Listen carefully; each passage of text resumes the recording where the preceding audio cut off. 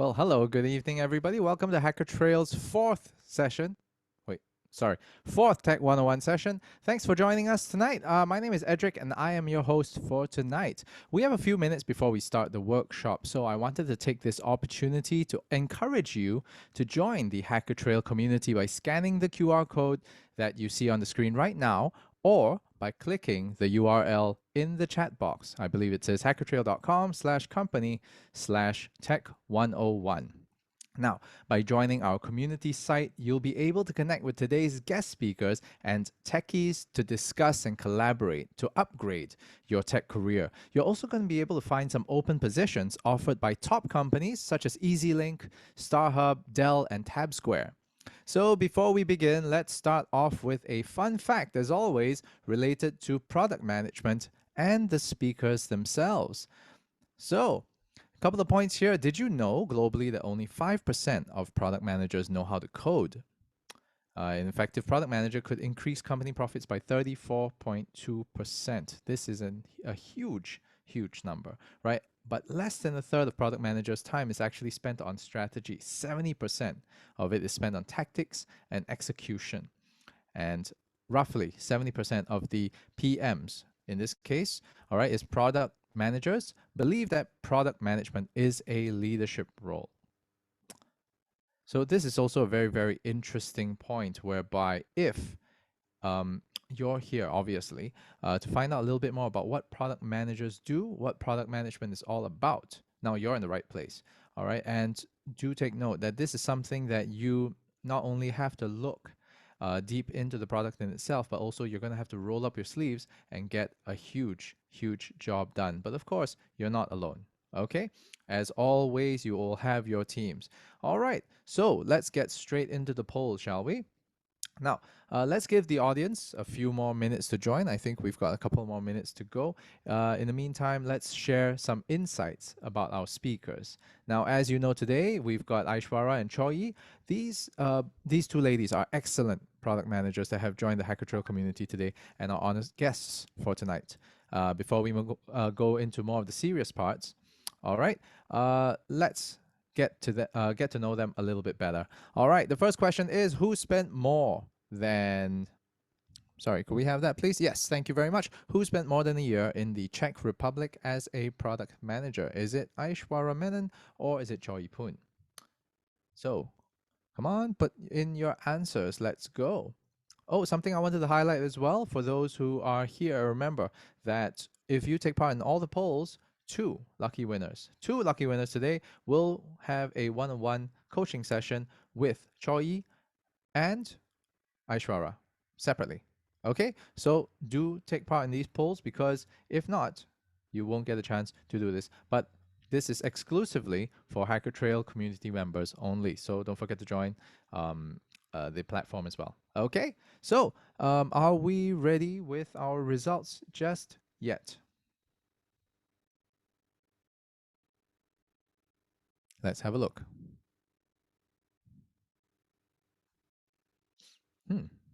Okay, this is very interesting. Well, it was Chor, so Aishwarya, unfortunately, we have not brought you to the Czech Republic just yet, but Chor has had the good fortune of being there. Okay, now, Chor, stage is all yours. Tell us a little bit more about number one, how did you get shipped over to the Czech Republic? Sorry, is shipped over the wrong term? But how did you get over to get a place in the Czech Republic, and what was it like working around there? Hi everyone. I'm Chor. Shipped was not the correct word. Was probably flew over. That was before COVID times, great times. But it was actually an internal transfer. I was actually working at a big pharmaceutical firm in the IT department as a product manager, and I think the head of product and product management practice for the entire company starts in Czech Republic. So that's why I thought, why not learn from the source itself? And that's when I sort of dropped the head of product at that point of time an email and say, hey, are you guys looking for a product manager? So that sort of kick-started that process. I'm not sure if any of the attendees or anyone would know, working with people who come from Central or Eastern Europe will be slightly more different, because I think in Asian culture, we are pretty close-knit. I mean, given in Singapore, everything is pretty close together, your families and things like that. But for a place like Czech Republic, which is I think ex-Soviet Union, if I'm not wrong, people are slightly more guarded, and they sort of keep to themselves a bit more. So then I think that was the big difference for me, because I think I'm born and bred in Singapore, going to an environment where you just sort of don't say hi to each other, and then people, when they speak, because English is not their first language, it's kind of monotonous when they speak, and they speak in like very serious tones in that sense. So this was something that I definitely had to adjust to, but was a great learning experience because of the European working culture, as well as the fact that I get to learn from the head of product at that particular point of time. Yes. All right, great. And one more question, Choi. Now, in the Czech Republic, while you were there, what was your favorite thing to do during the time you were there? I would love to say beer, because Czech Republic is famous for its beer, and there was actually a beer manufacturing facility right beside my office, but it is not beer because I don't drink. My favorite thing there would be hikes, like the nature views there, because it's a city where you get the city, like you get the urban areas, but you also are able to sort of hike up very nice, like small mountains and hills and trails. Um, just 20-30 minutes outside of Prague, which is the main capital itself. So it's a very lovely old city, with modern castles and modern architecture, as well as very nature views as well. So that's definitely one thing I miss about the place. Yeah. Thank you so much. Great anecdote over there. All right, moving on to the next poll. Let's go. Who volunteers in one of the biggest youth run non-profit organizations with over 25,000 members, opening doors for underprivileged children and adolescents? Aishwarya or Choi? Let's go, people. Put in your polls. Now, I believe that all of you are pretty smart at doing this, so I'm pretty certain you can guess who this might be. It's process of elimination. I think you could do this. All right, do we have the results? There we go. Okay, great. I know what kind of group we have today. You guys are awesome, all rock stars, okay? So now, Aishwarya, you have the honor of really volunteering. I think what you do is great. I love to be able to hear more about it, and I think everybody here is dying to hear too. Tell us a bit more about this experience that you have in this particular nonprofit organization. Yeah, thanks, Edric. Hey guys, Aishwarya here. So, and I think first of all, that's a lovely bunch of smart people we have here. I mean, they did they did the math right, so I think they are good enough to start thinking about product management very fast. So, as speaking about this, actually, this was around the time I joined Grab. So, Grab is an organization that hugely believes in tech for good. So about a lot of things that Grab does internally is not actually perceived or even showcased outside as to what they do as enabling tech for good. Recently there has been a video released about an institute of tech for good and all that, but I think that was a mission I strongly believed in personally as well. And I think from a personal perspective, I always love to encourage people around me and share my tips, tricks, or whatever I'm doing with them. So that trait has remained with me like since I was a kid. So this was an organization which I encountered very coincidentally, and that is what made me realize that the bigger problems in the society are not that people who are having jobs losing jobs, or small recessions. That I'm not saying these are not issues, but this is not a really big problem than a lot of underprivileged kids facing in some of the underdeveloped countries. So they do not have access to basic education. They do not even know where the world stands today. They don't have access to internet. And these are the kids, like in 20 years of time, or maybe in 10 years of time, who are gonna drive our world forward. So I think actually getting started at the roots is the most important factor of motivating them to be not fearful of tech or not be scared of what the world around is. So a lot of kids in this countries are generally treating tech as something that is taking away their jobs, especially kids who are from farmer families or who have like mines in their places. Like, so they do believe tech is something which is there to destroy their lives. But I think as a citizen of this world, it's our responsibility who has access to these facilities to empower these kids about how much tech can influence your life in a positive way. So yeah, I think that's what we do there. And this is mostly for kids under the age of 18 and especially for girls. Absolutely. That's wonderful. Thank you so much for sharing that. You're doing a great thing. Are you still participating with them? Yeah. Okay. And how long have you been volunteering now? I think I started in 2019 November, if I'm not wrong. Yeah, somewhere around that time. All right. And one more question, totally unrelated to this, right? What's your favorite thing to search for on the internet right now? TikToks. Okay. Wrong Yeah. person to ask. Okay. This bias. There's bias here. Okay. Now, all right. Moving forward. Thanks so much for that, Aishwarya and Choi. Okay. And on this note, ladies and gentlemen, welcome to the 4th episode of Tech 101. Officially, here we are right now. If you haven't joined us before, you might not be aware of this. That this is an engagement series that aims to help techies like yourself land their dream jobs and boost their tech careers. Each live session offers the workings of various job roles straight from industry experts, as you can see on screen right now. We also encouraged asking questions throughout the live event using the chat function and all. If you have any questions for the speakers, type them into the chat box on the right hand side. If you don't have enough time, okay, or at least if we don't have enough time, Aishwarya and Choi will be answering these questions in the Tech 101 community at hackertrail.com/company/tech101. All right, click on the link in the chat box to join the community. All right, if you're facing any technical issues, raise your hand or send a message to our colleague, Dinzar, who will be able to attend to you very, very shortly. Okay, and do me a favor, I believe that there's a poll that has come up, right, about, what you are joining this workshop for, right? Please key that in because we'd love to be able to understand who is here with us today and how much further we're able to then get more speakers and more questions answered catered to your needs. All right.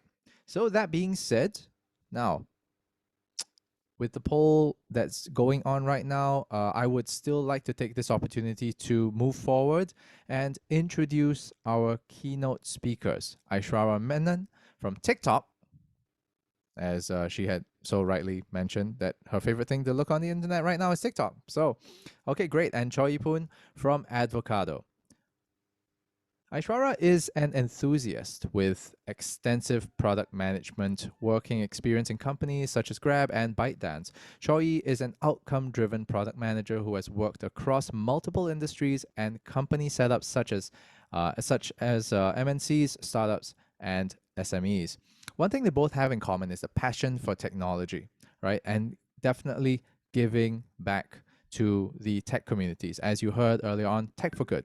Okay, and both speakers volunteer and mentor aspiring tech professionals like yourselves to make it much more inclusive and accessible for young professionals in the industry. All right, without further ado, let's welcome Aishwarya and Choi to take the virtual stage. Aishwarya and Choi, on behalf of the audience and the team, thanks again for joining us today. It's a pleasure to learn from you, to have you here, to hear what you have to share so much about product management and this industry. All right, the stage is all yours.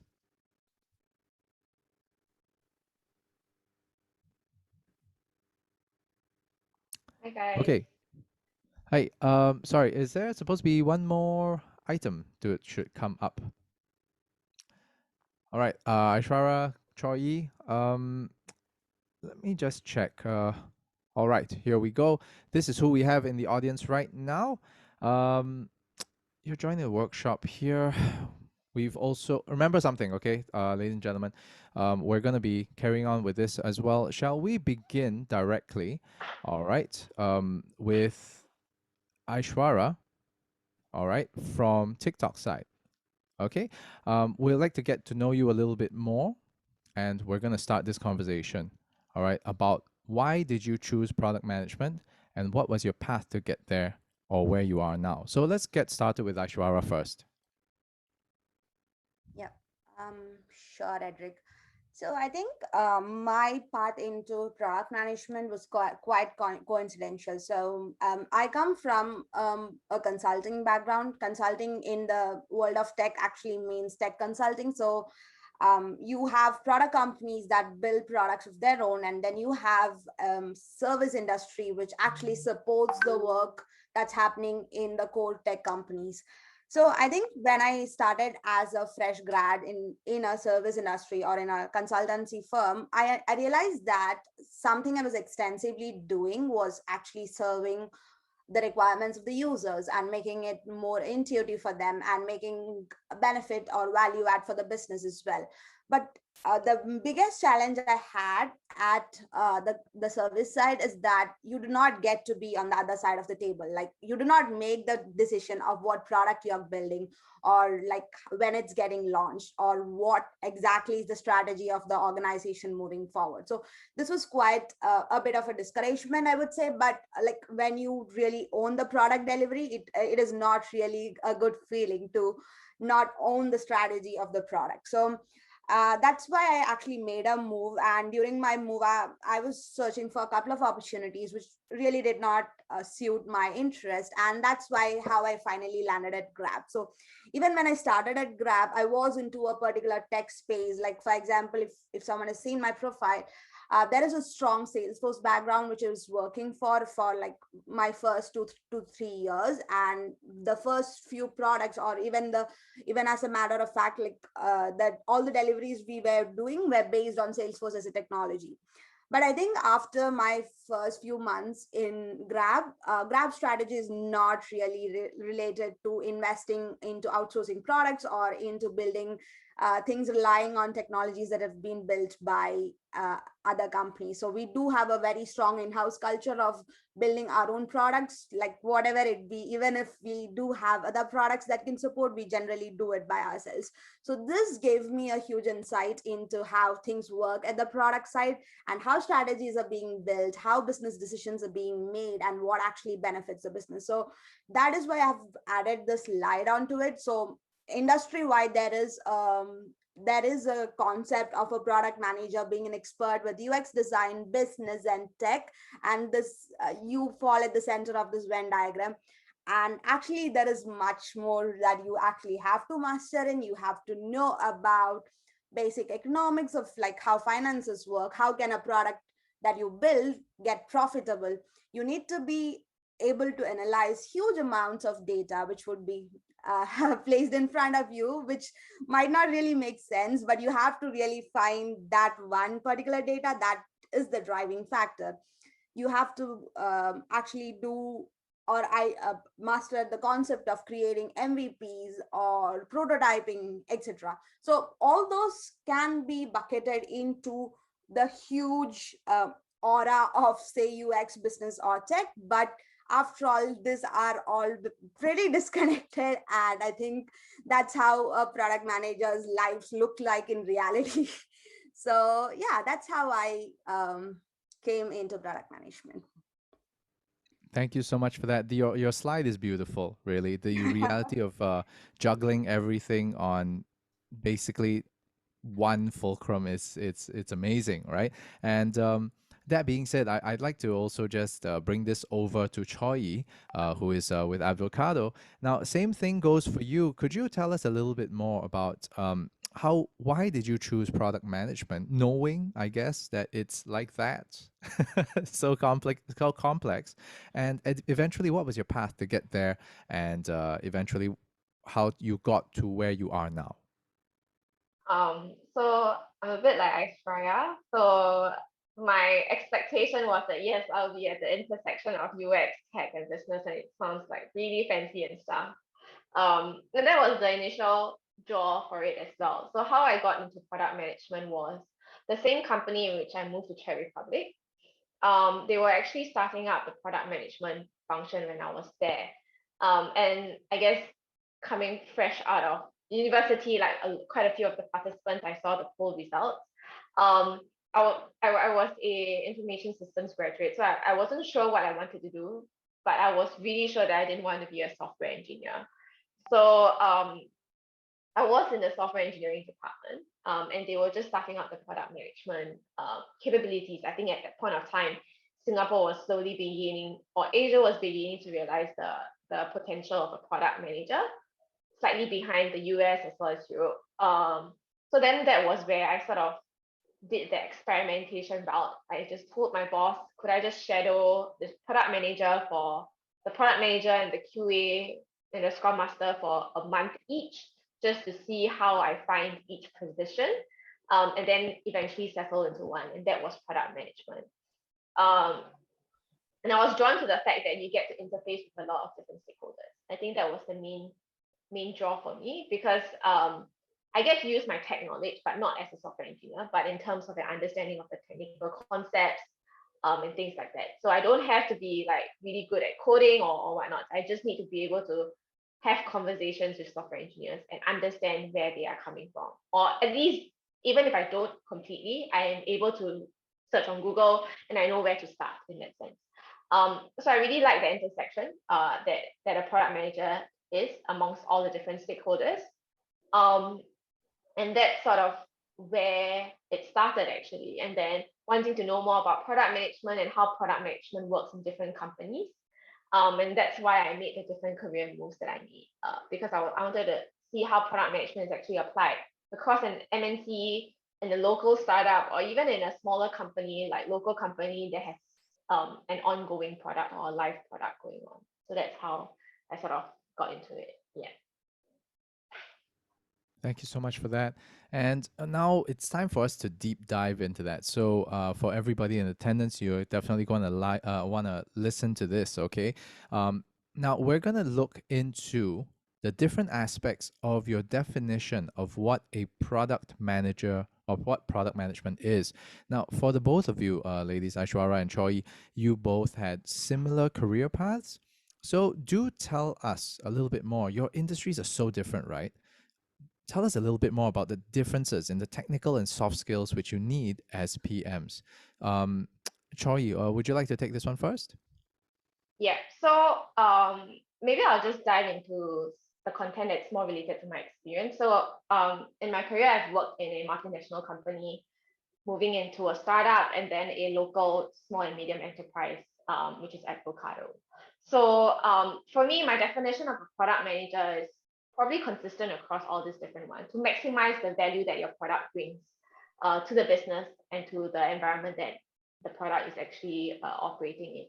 So as a product manager, you roll things out that actually maximize the value of a product in the environment that your product is sort of operating in, and bring in business value in that sense.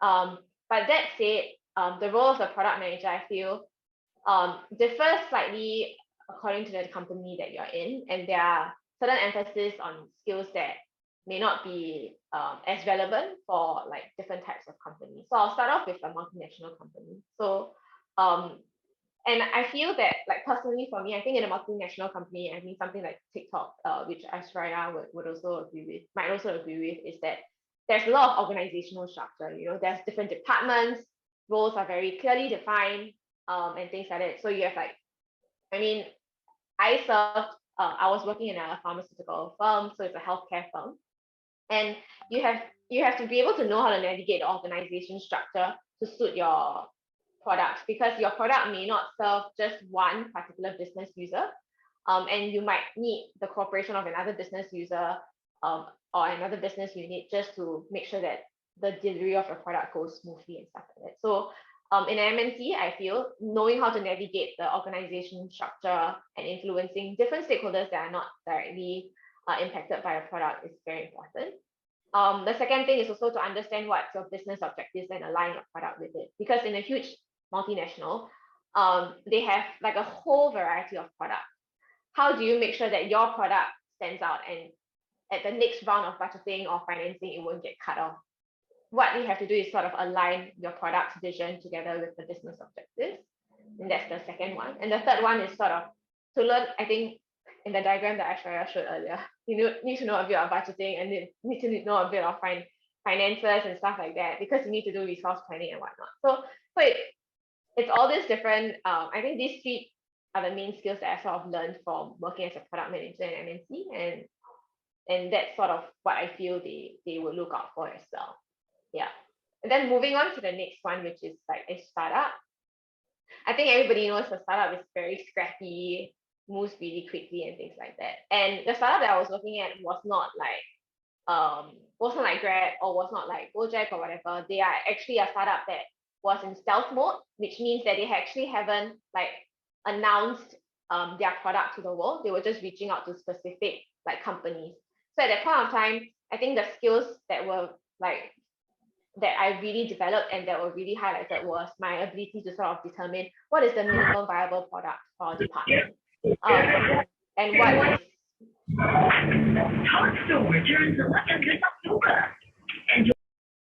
what is the product market fit that we're trying to get to.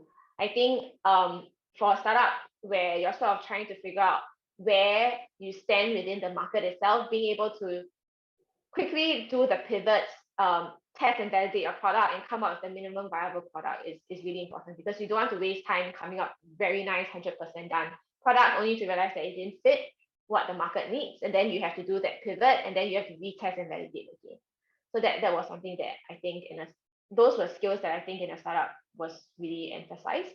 And then moving on to a local SME, just to give some context, the Avocado is a small and medium enterprise. The founder is local, and they've been here for about 4 or 5 years, since 2016. And I find that when I came into SME, I really had to learn how to adapt to the founder working style in his role, because he used to be the product manager, because he's the CEO and he was actually directing the product vision in a way. So then as a product manager, when you come in, you sort of have to take over what he was doing while also managing him as an important stakeholder, because then he has to learn how to switch from a product manager to someone who is a bit more strategic or visioning and stuff like that. And you sort of have to adapt to that, because you're executing on his vision or the combined vision of the two of you. And then another thing that I realized as well is that it's also very scrappy, like a startup. But then because the product has already gone to market, and the team is sort of trying to keep the product alive and going and moving forward, I had to learn how to set processes while keeping the team agile, because those processes would cut down inefficiencies in terms of bug resolving and delivery and stuff like that. And I also had to sort of coordinate between multiple teams. I think as a product manager, everyone would agree that you have to work across like a bunch of different teams. But my ability to sort of manage communication across different teams was really tested in a small and medium enterprise. But yeah, that's sort of my take on what are the skills that a product manager would probably emphasize on in different companies. That's great. And that was more of the movement between companies and the scale of the companies, right? Yeah. Now, Aishwarya, what about yourself? Between the industries, right, that she's been in and even yourself, what have been those things that the skill requirements based on these industries that you've been in? Yeah, so I think Choi beautifully covered how like the ways in which product managers work in different companies are actually different from one another. I think rather than defining as an industry itself, product management is not actually differing based on the industry. Say for like not every pharmaceutical companies do product management the same way, or like not Grab and Gojek might not have the same product management practice. So I would like to define it more in a bit of a strategic sectors. Like for example, there are organizations that are strongly focused on tech. That means these set of companies want product managers to be highly technical. An example is Google. Google do not actually hire you if I mean, I don't want to write in black and white, but you have to have an engineering degree and you will be tested for your coding skills in a Google interview. At the same time, Google's competitor Facebook, or like they are in the same scale in a tech industry, Facebook do not want a product manager to have an engineering skill set, but Facebook rather focuses on a product manager's product sense or product ideations, metrics prioritization, and stuff like that. So I think the difference I personally feel is as to where you fit in as a product manager. Like, for example, every individual on this call has to evaluate themselves to identify what their strong suits are. Are they good at negotiating, or are they good at tech, or are they having a strong sense of design, or are they having a background in data analytics? So you can actually go on the web and do your research on companies which actually focuses on your key skill sets. So what I would recommend is like the differences in this industry is not based on the business they do, but rather on the practice they follow for product management. So it actually might be a vision of the chief product officer, the chief product officer, who probably would have defined the entire strategy of product management in that organization. So I would say it's rather a company dependent than an industry dependent phenomena to have different skill sets. The next thing you can do after identifying like what your long-term goal is, that or what your strong suit is, identify what type of profiles are these companies looking for. Like there would be some commonalities among the product managers of these organizations that you have shortlisted. So even if your target is actually to be a product manager at Facebook, work backwards to how product managers of Facebook was hired. Like, what was their background? How did they reach there? What have they been doing uniquely to match or to fit into the product culture at that particular organization? So for example, there was a historical time, but product management is not a new culture. It's just been new in Singapore, I would say. It has been there for over 20 years, but it was not defined as hot as it sounds now.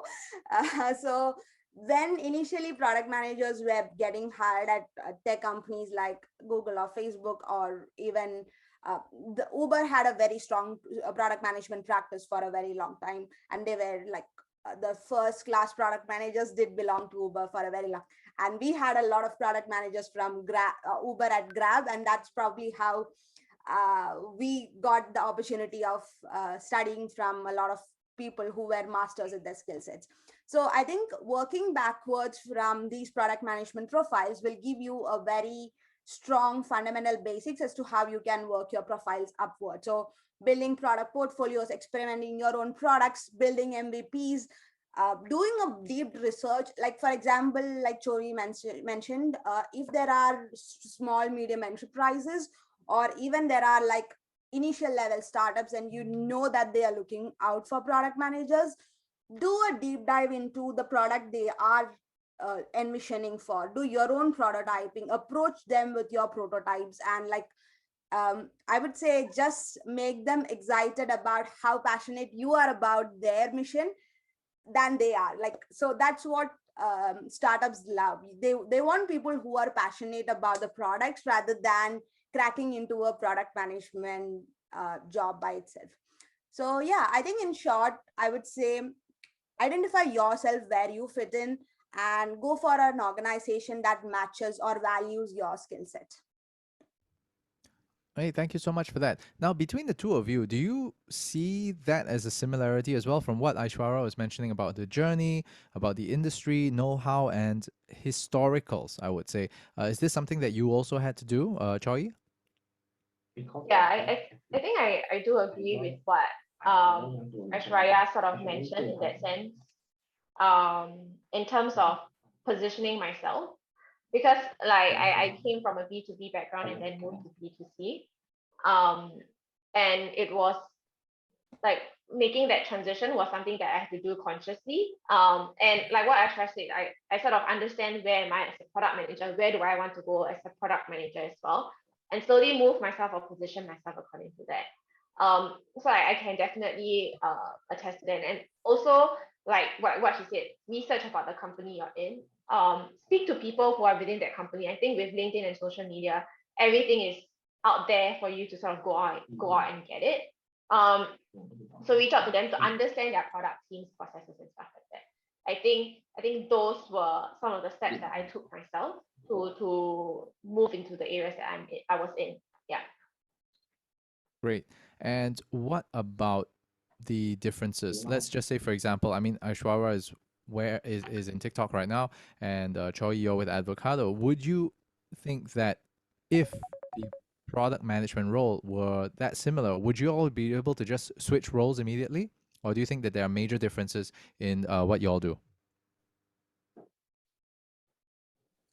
That's a very fun question, I would say, Erica. So product management actually is, like I previously mentioned, it's about understanding your product, right? So maybe it's not something that Joey cannot come in and take over from me. It's not like a huge dependency, like a piece of engineering code, but I would say it's more about what Joey wants. Like, is she actually interested into being in an environment where which has a different culture than where she is, and it's about me whether I want to move into a, I think especially with SMEs there is a huge thrust for placing the product rightly in the market.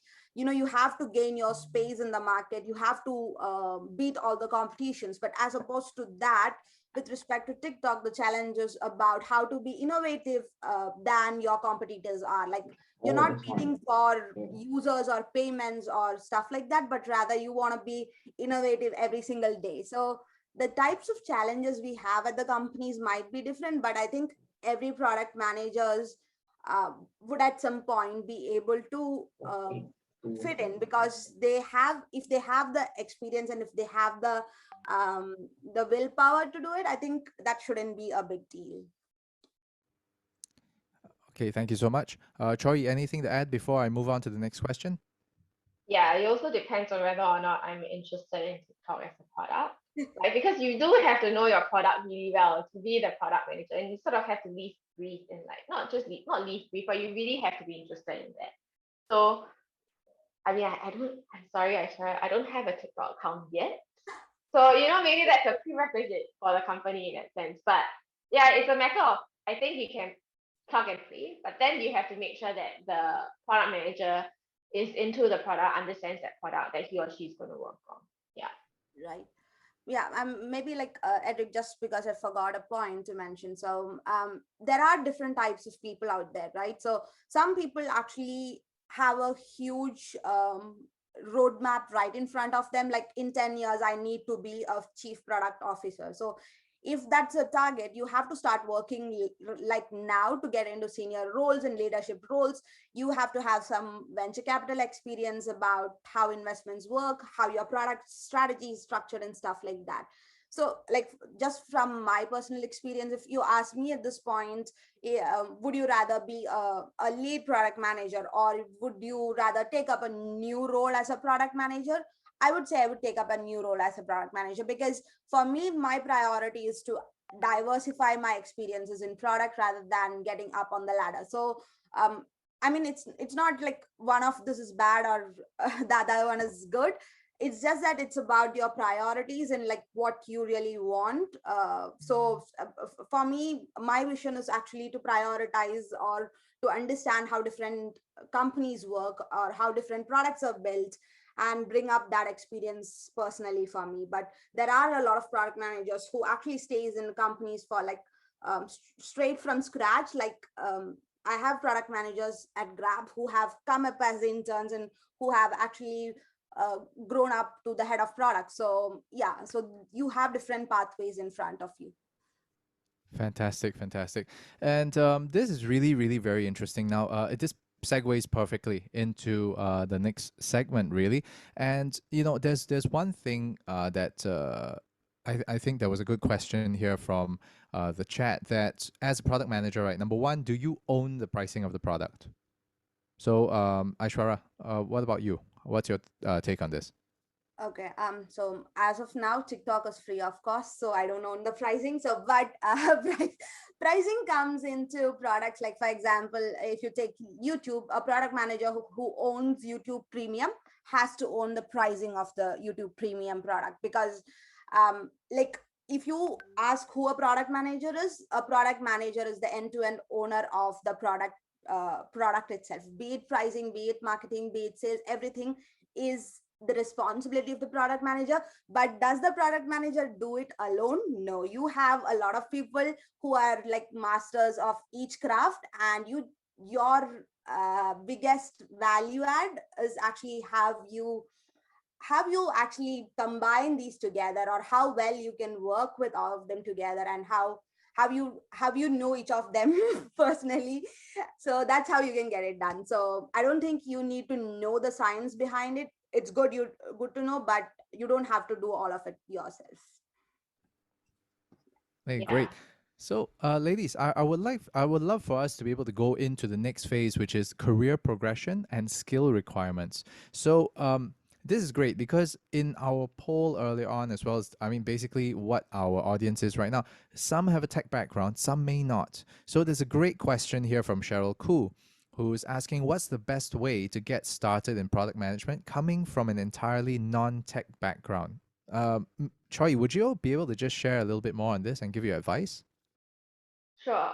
So I've not I come from the information systems background, but I'm not a full coder and stuff like that. But I've also met a lot of product managers who come from non-tech background as well. So you don't sort of have to be scared or deterred by it. I think the first thing to do is also to see how you can relate your role, your previous roles, to product management.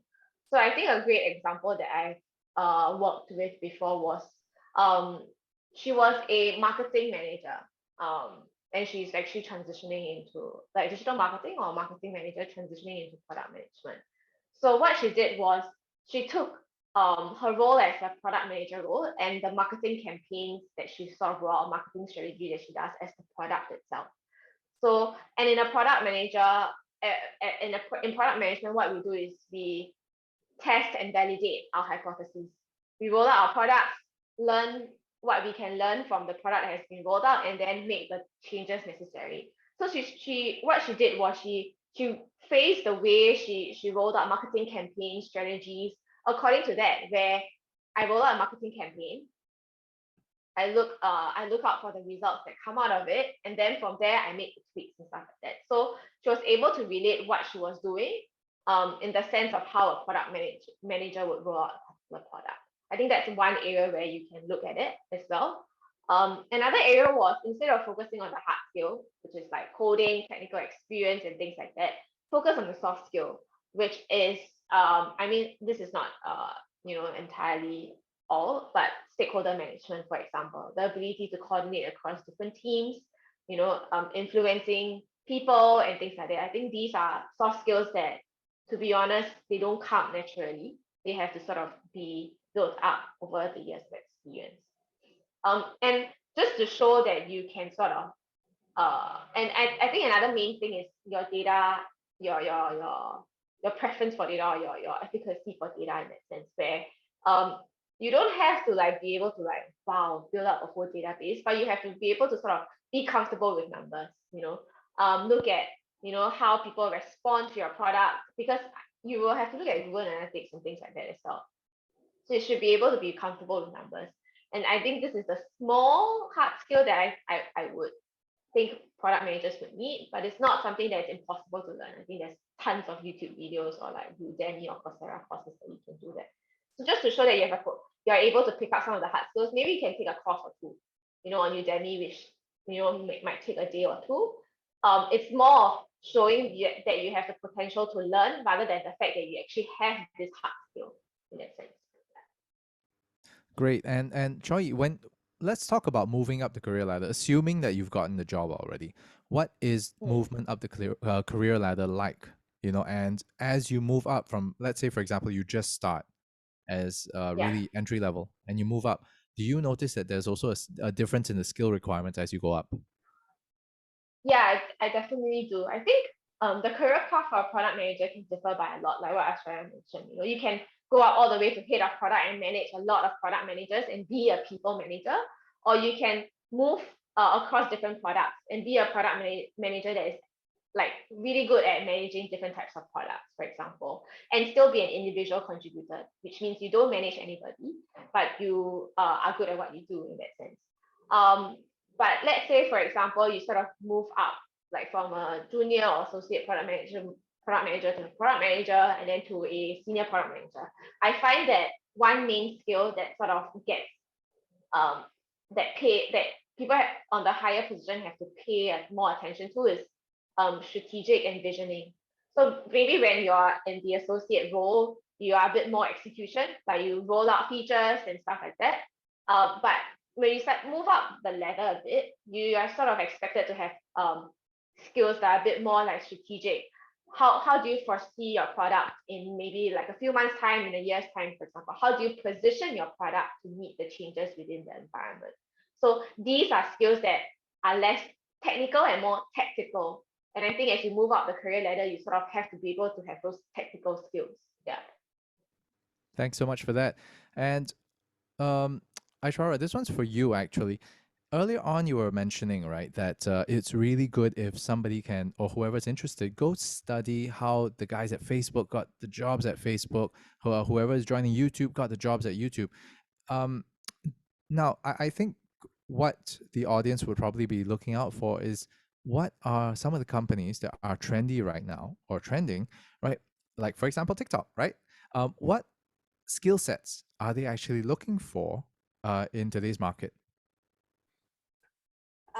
Yeah, so I think so the reason I mentioned examples of Google or Facebook previously, where they have like years of product management practice, and their product management practice is well established within the industry. So most of the companies actually either take replicas from Google, Facebook, or sometimes from Uber to actually build their practices, because you do not have one definition of how a product management team would look like or how a product manager is getting hired. So I'll share a couple of experiences I've had during the product manager interview. So that actually directs to what they are looking for in a product manager. So for example, if you get interviewed with companies which are in the Uber's bunch, like Uber, Grab, I believe Gojek also similarly would have, Food Panda, all those sectors where they are mostly not, they have both B2B and B2C, but they have a B2B2C as well. So what they want is their product managers to be really responsive to use cases. So there are tons of use cases out there, pain points out there in the market, and every single user would have a different way they use the product, and a different way they depend on this product. So something these organizations strongly look for is how good you are at building use cases, or how good you are at identifying that use case that can eventually become a new product innovation. So simply put, they might throw a scenario at you saying, hey, this is a big pressure of COVID and we need to exponentially change, and this is our strategy. What would be a product innovation? So you have to build up your version of it. You have to convince a strategy team, you have to convince a product team, and you have to convince your engineering, all the related teams during the interview cycle itself. So that would be one approach as to what they are looking for. So this type of companies would be more looking for product managers who are more empathetic to users and who can really adapt to business situations well. At the same time, like Chor, you mentioned, most of the companies do have a strong requirement about how well you analyze the data. So about what metrics have you looked into, why did you prioritize one feature over the other, etc. Another set of companies do come under the Google bucket, where they want product managers who have a strong engineering background. So if you're not a person with an engineering background, my recommendation is do not go yourselves too hard onto it to build it, because that's not what they are looking for. They are actually requiring something that you have hands-on experience on. And this is not to say that Google has never hired someone without a tech experience or anything. Like, there are organizations like Stripe, I would say, I think PayPal also does have this. So there are lots of product organizations who strongly recommend that your PM is either highly experienced software engineer with a product experience, or you yourself are a person who has extraordinary sense of tech knowledge. That said, the third section is how Facebook drives it. I would say how TikTok looks for is also something along the lines of how Facebook does this. So companies like TikTok, Facebook, Snapchat, if to look for in Singapore, I would say Netflix also has somewhat the similar structure. And all these organizations look more towards your product sense. So unlike the first part where you are thrown a scenario and you come back to us with a full-fledged presentation, you brainstorm, on spot you are being judged for how well you respond to situations and how fast you can come up with solutions and how well you analyze data. I think that is one commonality among all the three. So you're not a data scientist, but you need to know how numbers work and what indicators are positive and what are negative. So basic knowledge is good enough. Like, that being said, like, if you are someone with like zero experience and thinking how can I be a product manager at these three segments I mentioned, I would say the first step is identifying whether the organization you're currently in do have a product management practice, and are they open to considering you as an entry level product manager. If not, the second action you can take is actually to consider startups. When I say startup, it's not Grab or Gojek. They are startups, but they have not gone public. But these are startups who are like starting up.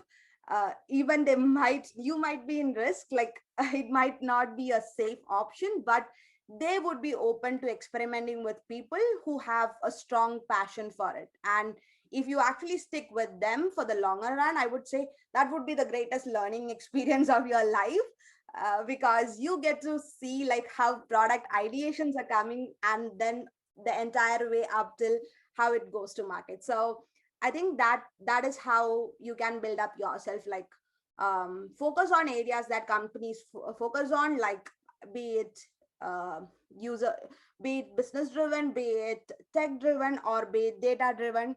I think you need to master at any of these three pillars. Yeah. That's awesome. That is really, really awesome. So we've covered soft skills, hard skills, primarily coding engineering, right, as the key technical skills that you might need. Now, there's been a couple of questions over here. I'm looking at the chat and everything. Let's say, for example, if you've got an MBA, are you eligible for Google APM internships? You know, what qualifies them for certain programs, certifications? This is a really huge question that we're looking into right now. So I'm not sure. On my end, I have no idea what the Google APM internship is. So, Choi, would you happen to know? Please shed some light on this ignorant fool over here. Okay, so I think in the past, an MBA is required to become a consultant with like McKinsey, Boston Consulting Group, and stuff like that. But I think in recent years, the MBA has been a gateway to becoming a product manager at what you would call a fan company. So it's like the Facebook, I can't remember, Google and Netflix and all the things, all these different companies in that sense. If I'm not wrong, I don't think you need an MBA to be able to join Google as an APM. I think that is not like, I think that's not like a full, I think there's a tendency for them to hire that, but I don't think it's like a must for them. If let's say for example, I think if you're working at the current organization, let's say if you're working at Google and then you want to become a product manager, I think you don't necessarily need MBA, even though they might state that in the JD or in the position in that sense. I think you can do internal transfers like what Aishwarya says always a lot easier as opposed to like doing a big career switch with a new company, you know. I think an MBA shows that you have the ability to talk business. Or let's say if you have a business degree and you have a master's in tech, it means that you can juggle both business and tech. Or if you have a tech degree and then an MBA, it means you can do both as well. So it's more of having the ability to do both than sort of needing that meeting that minimum degree requirement in that sense. Because if you have a degree in business but you build like softwares, you know, on your own and stuff like that, then it shows that you can straddle both tech and business as well. You don't need that degree to do that. You can just show them your product that you built or the website that you built and then say, hey, this is something that I built. And then you can carry on a conversation with them in terms of software engineering, for example. So it's not so much, for me, I mean, I'm not very clear about like the APM programs in the FANG companies, but based on what I know, I don't think you need like an MBA for like to be a product manager at certain companies. And I think some companies, they sort of do like, if you have less than a certain number of experience, yeah, you need an MBA maybe. If you don't have, if you have like a huge, like 15 years experience as a product manager, I don't think you need to get an MBA to be able to qualify. Yeah. That's what I think. That's what I know so far. Great. Okay, I mean, the only thing I knew about the Google internship was from that movie called The Internship from 2013. So let's not go into that. Obviously, that was not the right information. Okay. Speaking of which, okay, when it comes, let's give the ladies a quick break right now. Now, ladies and gentlemen, whoever is watching here, who is participating, thank you so much for being here. I have a question for all of you actually. Number one, what's your definition of product management?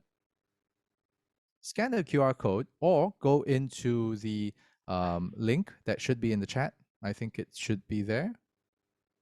Okay, if not, then just scan it. All right. What we are going to do is we're going to be putting up a word cloud, okay, of all the different things that are related to product management or your definition of product management. Yep, it's in the chat right now. Share your thoughts on menti.com.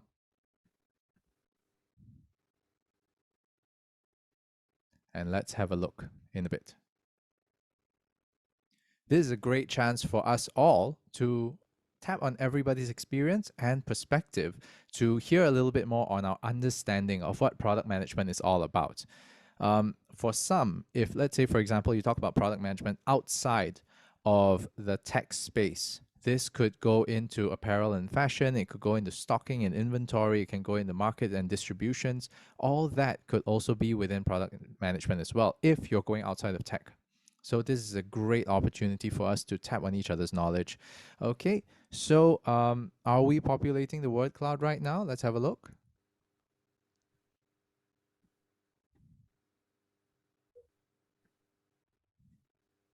And yes, Mag is from HackerTrail is definitely promoting or telling everybody don't be shy.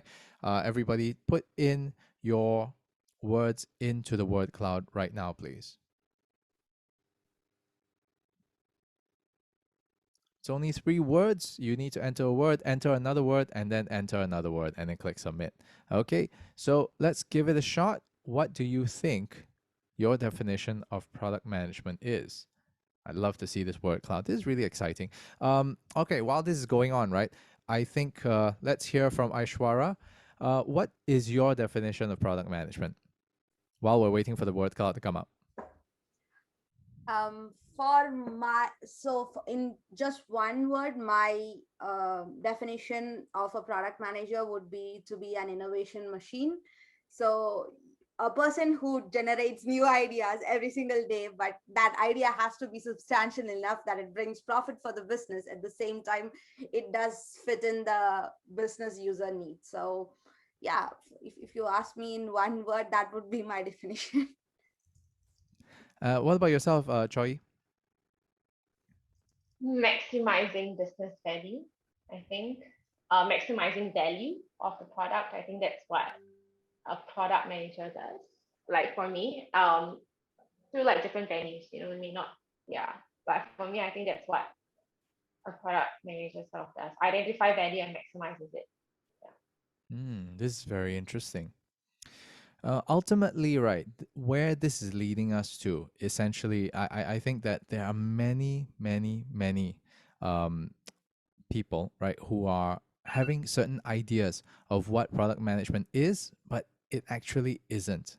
So, for example, right, when I first started out working and I saw the role of a product manager coming out, I used to think, hey, what is this? Does this mean that I just basically need to take this product and kind of sell it like it's my own product? That means entrepreneurship, like MLM almost. I used to actually think that. It's a terrible thing to think. But in any case, right, maybe, Choi, would you happen to have an idea of what are the key misconceptions you hear when somebody asks you, oh, product management, is this right? Oh, I think the key thing that I sort of hear a lot is, well, you need to be able to code. I think, which is one of the misconceptions that I think you highlighted on the first slide, like that you need to be able to code. Frankly speaking, even though I come from an information systems background, I don't think I can code like now, to be fair. And I don't think I've actually like read a single line of code throughout my career as a product manager. But what I did do was to be able to hold conversations with software engineers or software developers. You don't necessarily need to be able to code, but you need to be comfortable with technical concepts. I think that is the idea of it, like to be comfortable with technical concepts. And to be willing to get your hands dirty and try to understand technical concepts that you may not have an idea of. Like there's a lot of times where I have to Google and I have to ask around and stuff like that. So I think that's one misconception of like product managers, like that you have to know how to code. I mean, like what Aishwarya said, some companies probably will test you. That's also because the product that Google churns out is highly technical, the search engine, for example, and things like that. So you need to be able to really have those. It's not even like typical engineering, it's really search engine and all these different ways of searching and algorithms and stuff like that. So that's probably why they require you to code, because you need to be able to get right down to that level of detail. But yeah, I think that's probably one misconception that I feel people have about product management. Yep. And Aishwarya, what about yours? I mean, did anybody come in? Oh, you sell hairspray, is it? Something like that. Yeah, I think the biggest misconception, like Shori just mentioned, is like you have to be a coder or you have to be a tech nerd. So that's not really the case that you have to be. But I think one of the biggest misconceptions, I think, I don't know if it's just in Asia, but it's like people have asked me, oh, it's a product manager, so you are a manager already, like just out of college, or like just with 2 years of experience you are a manager. So they think it's kind of something that has to have like years and ages of experience, or maybe like, I don't know, 20 years of experience to be one. But yeah, but I think I've mentioned this previously, like you do not really have to be able to be a people manager. Like you are not in charge of managing someone else's payrolls or their leaves, or you don't really go ahead and make sure they come to office on time. Yes, of course you are in charge of your deliveries, but it's actually a more strategic or a stakeholder management than imposing rules. I think the one of the very very interesting reasons I want to do product management is because I don't really need to get to the headache of managing people or like the people problems. So yeah, that's probably one, other than being a coder stuff. Yeah. Fantastic. Okay, so this is a word cloud that came out. This is fantastic. I love this. Basically, thanks everyone for putting in your points. Now, Choi and Aishwarya, out of all these words that have come there, do you agree or disagree with any of them? We'll just take 2 minutes on this one before we move on to the next section.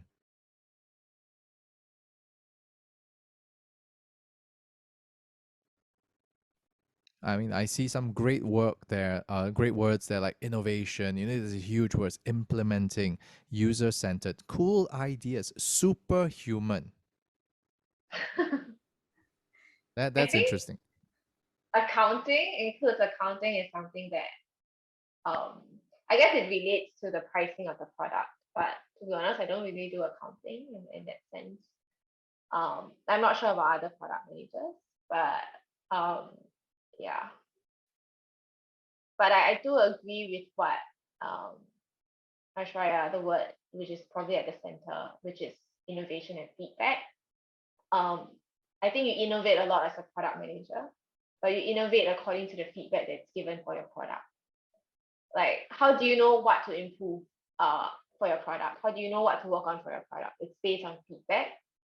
So I love that these are the two words that are sort of in the center of the word cloud. Yeah. Great. Aish, what about you? Anything you strongly agree with or violently disagree with?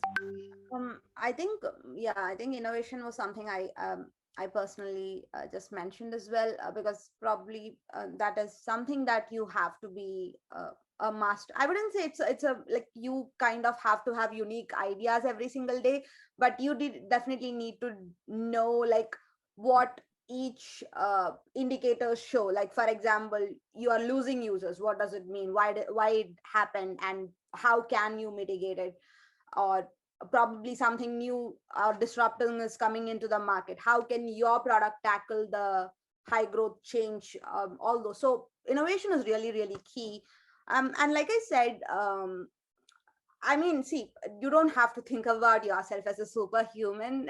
It's something people just master over years. Like it's probably how much deeply you know about your business. Like I previously mentioned, what Chori just does at Advocado and what I do at TikTok might be entirely different. Like our days in a in a day, oh sorry, life of one day that doesn't look the same. But probably what they might not focus on is, like for example you just mentioned, not every product has a pricing point of view. Not every product really has to go to market. Some products are built for internal teams, like some are just for internal organizations usage as well, even in big companies. So you really do not need to be a master at marketing if you are going for a product that actually focuses on internal users. Similarly, like you don't have to own the subscription plans or anything like that if you are not selling a product which is like enterprise level product. So it clearly depends on what type of product you are building, and you do not have to expect yourself like to be a jack of all trades. Yeah. Yeah, that's great. I mean, this is a huge topic, right? Mac, thanks so much for putting this up. Tinza as well.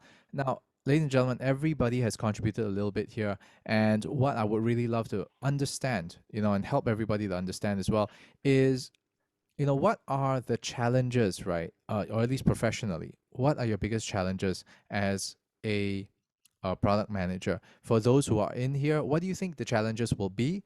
And while you're penning that down, Aish, let's start with you. What has been your biggest challenge? And we'll just talk freely about this. Yeah, I think at different product level or at different point of time, my challenges were different. Like when I was actually at Grab was the time when we hit with a pandemic, and pandemic was not something any one of us actually expected to happen.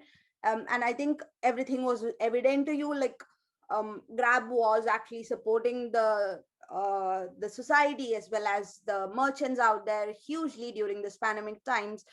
We had to scale up our onboarding processes. We had to bring them on board with more features than before, because we had a massive push during that time, and it was quite an unexpected situation that we had to scale up to. So I think ramping up to speed in a very short duration of time is something you have to be well adapted to. So if you say that I have certain way of working and I'm just following my roadmap that I planned in 2019 to face the pandemic, I don't think that's gonna work for a product manager. You just have to keep adapting for whatever is coming to you. And I think that's why I've mentioned dynamic environment. Uh, like the product leadership might change, the company strategies might change, and so it is going to change your product roadmaps and anything that you're planning to deliver as well. So what do you think that is mostly important to innovate, like in this given situation, given all the constraints you have, is the biggest challenge?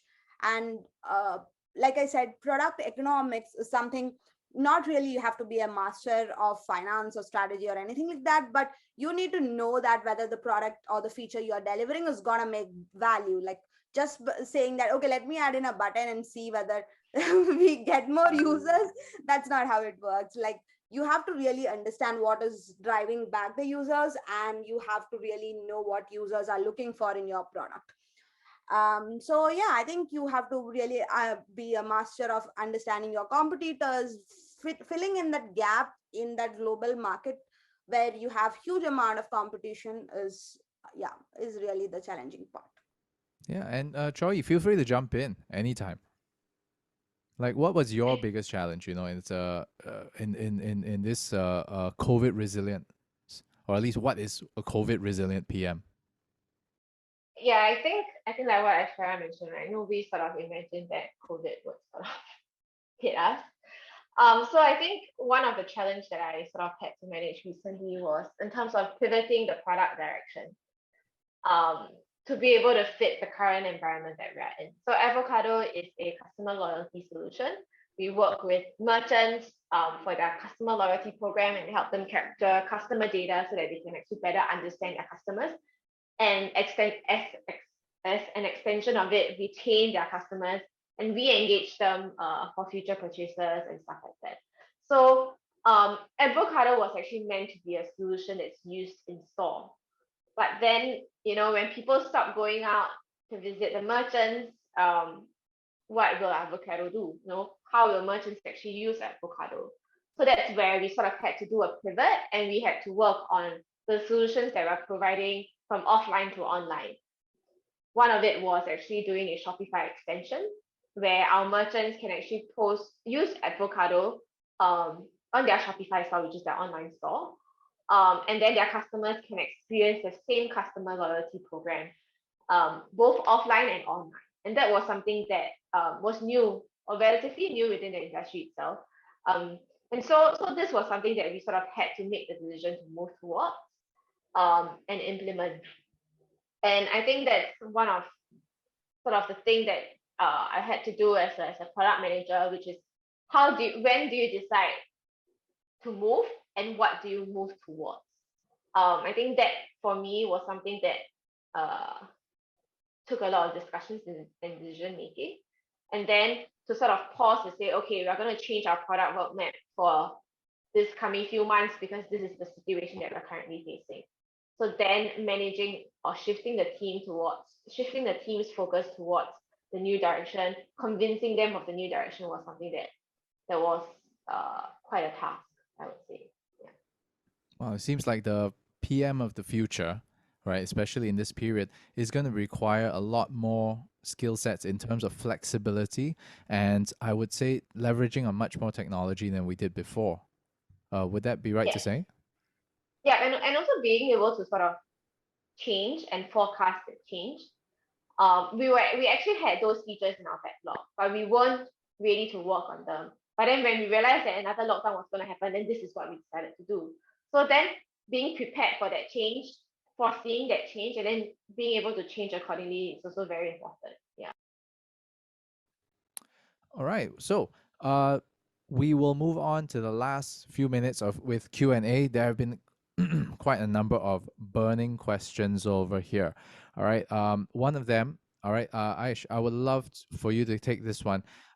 What is the best way, right, that you actually listen to your audience? How do you get your feedback, and how often? What's the frequency that you actually get this feedback for your product? I think for any customer facing product, they do have something called help or support on every platforms or websites or applications. So the primary channel of feedbacks is the issues and complaints that users keep feedbacking, or like keep sending to us on a daily basis. and there would be support teams or user support teams who will collect all this information and actually segment them into buckets and provide us, and we will measure from that which has been the top of the list. So I think with respect to any consumer apps or websites, this would be a common approach. But if it's about an answer that we want from customers, like it's not about a feature that's already online, and like if that's something that we are planning to do, and if we want to know that whether users are interested, then we go for user research. So user research does happen in a lot of ways. So we either, it might be, you might sometimes receive surveys from applications asking for feedbacks and a lot of questions in them. Then when it was not COVID, this was the most fun part of being a PM. You could travel a lot. I think my last 2 years at Grab, I was never home, I would say. So I think that was the most fun part. You could go on ground, you could meet new people, you could see how your application is being used, and you could really know what their pain points are. Like it's walking through their lives every single day and understanding like what better can support them. So that is how we generally collect feedbacks, and we build our potential backlogs and roadmaps in a way that can fit their fit to their benefit. Yeah. And Choi, this one's for you. What's your approach to prioritizing tasks with regards to a product development? I think your business objectives will give you the North Star. So there's always a North Star for the product. What is it that you want to move towards? So then using that North Star, you would prioritize the task or the stories or the features that will bring you closer to that North Star. So let's say, for example, feature A, feature B. Feature B is something that probably minimal impact. Feature A is higher impact, and that will bring you closer to whatever your goal is for your product vision, for example. So that is one thing that I use as well. You also have like methodologies such as the RICE, reach, impact, confidence, effort. So confidence and effort takes a look at the engineering side of things. How confident are we of developing this product, this feature, and what is the effort that's required? And then reach and impact looks at the user side and the business side of things. How many people can we reach, and what's the impact on these individuals that we reach out to? So this is some, like I use RIC when I work on prioritizing, but it's a lot more. And how do I evaluate reach and impact is really based on the business objectives that we set for the year or the quarter, for example. And I think one term that is very popular is OKRs, objective key results. So what is going to help you reach your objective key results? I think that is what you should base your reasoning or base your prioritization on. Yeah, but there are a lot of other methods like Kano, I think Kano, RICE, and stuff like that, but I use RICE. Yeah, that's great. And one last question. Don't worry, okay, ladies and gentlemen. All these questions that have or at least have been unanswered or left unanswered, they will be available and they will be answered on the HackerTrail platform. All right. So do please understand that time is not on our side right now, okay? But we've got one last question, and I think this one I will leave it open to the ladies. Feel free to answer this. All right. This is interesting. While being a Scrum Master, can we take certain responsibilities of product management if required? Okay, I think if I can get started on that, so it depends on the Scrum team you are a part of. Like if you are actually managing an engineering team, and if you're the Scrum Master of that team, maybe you need to know about which team is actually bringing in the requirements to these engineering teams, and then probably liaise with them to see whether a part of their, if you can be a part of their strategy making, or if you can be a part of their user story writing, or maybe feature prioritization as well. Sometimes the first step could be to actually make your point clear about how your resources are being utilized. You can just get your foot in and you can know how they do it. So maybe they might not give you the responsibility straight away, but slowly as you you see what they're doing, maybe you can ask for additional responsibilities that you feel comfortable in managing. But I don't have a single answer to like what responsibility you can take in. It would depend on like which team you are a part of, probably. Yeah. Shall you, do you want to share something? Yeah, I think one of it is probably to maybe start with the data side of things as well. Like other than the requirements, is also to understand how your product is doing from an analytical point of view. And I think that's something that you can start by doing. Like let's say, I think most products will have like Google Analytics or some sort of product monitoring device, software to help them monitor how like users are actually using the product. Or you can even get involved in like the user interviews or merchant interviews or stuff like that to understand how people actually use your product, and then start by working with maybe the existing product manager to develop business case for improvements and stuff like that. I think those would be good areas to start with. Um, because I think one of the things that shifting from, I actually know someone who shifted from a scrum master to a product manager in my previous companies. And one of the things that he sort of mentioned was being able to take on that business perspective, because a scrum master essentially serves the team that he or she is the scrum master of. But then a product manager does not really serve the team. You serve the business aspect of things and you serve the product and its users. So being able to take on those lens, like switching those lens, would be pretty good. Would be a pretty good place to start off with, and you can do that by understanding your user requirements, or even understanding how people are currently using the product and what are the gaps inside. Yeah. Thank you so much for that, ladies. Again, thank you so much for being here. Thank you to the audience for being here, being so interactive, and hearing out these great insights from our two guests this evening. You know, I can really understand why PM jobs are not easy, but they are really in high demand. It's a very exciting role. Now, as again, you have placed all these questions onto the chat, all these questions during the presentation. Unfortunately, we have reached the end of today's session, but please do not be afraid, do not fret. Your questions will be answered by these two ladies on the HackerTrail, the Tech 101 discussion page, right? So please join hackertrail.com/company/tech101, and you can join this Tech 101 discussion group. Your questions will be answered there. All right. Before we wrap up, please give us a minute more of your time to complete this short poll that's going to be appearing on your screen right now. What are your next steps after this session?